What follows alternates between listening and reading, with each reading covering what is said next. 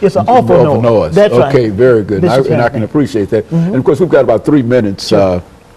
Reverend Taylor, and it seems to me that when you talk about these large mass choirs, yes, you're also dealing with an issue that dealing with, in a real sense, the new or the modern African church, which is to say it's no longer the very, very small church. That's right. It's really the large yes, church, thousands of yes, members yes, with these massive choirs, yes, and et cetera, and et cetera. That's right. Now, how would you confront that kind of situation? I believe we'll have to compartmentalize the music.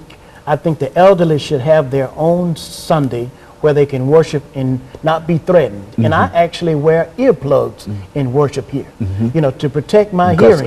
And I'm threatened by the instruments entering the worship service. But I think to compartmentalize the worship, and I read in the newspaper here where some of the mega churches here, that they're not even going with the ages like 50 and up. They are going with like 40 and below.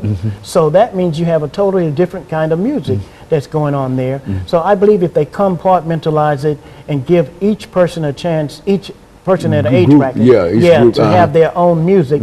And some people think you can mix it, you know, can mix it up and it'll please everybody, but that's not the case from what I there's no way to mix an old spiritual hymn with something where there's a lot of emotions involved with it, and somebody else come along with the same hymn blowing a saxophone and playing drums with it. And when you mix that, it really doesn't mix well. That's right. You're putting old wine in new bottles. That's right. Very good. I appreciate that. That's right. And now we've got about a minute and a half here, Minister Taylor. Yes, sir. And this gives you an opportunity to perhaps leave us with some words that you'd like to leave the audience with this morning. This is your opportunity to do so. Okay.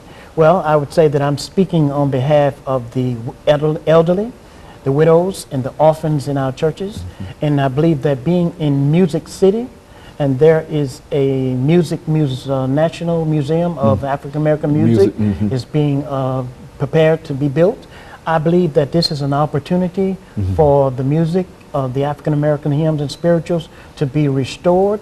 If everybody would try to get on one accord, you know, and be patient enough for the Spirit to move and be allowed to come into church and not get angry and realize that that time period where the music was used into the streets, it's time to use the life of Dr. J. Robert Bradley to bring our music back into the church. You know? And instead of thinking about the life of Dr. Martin Luther King that was concerned with the spiritual and with the civil rights movement and protests and et cetera, you're now saying that Sir Bradley is a good representative of how we could conduct ourselves in reference to music today. In reference to music. I appreciate that. And of course, we've got about 14 seconds. Let me thank you as well as our audience for, and let me encourage them to tune in again next week for another informative edition of Comments. Thank you and good morning.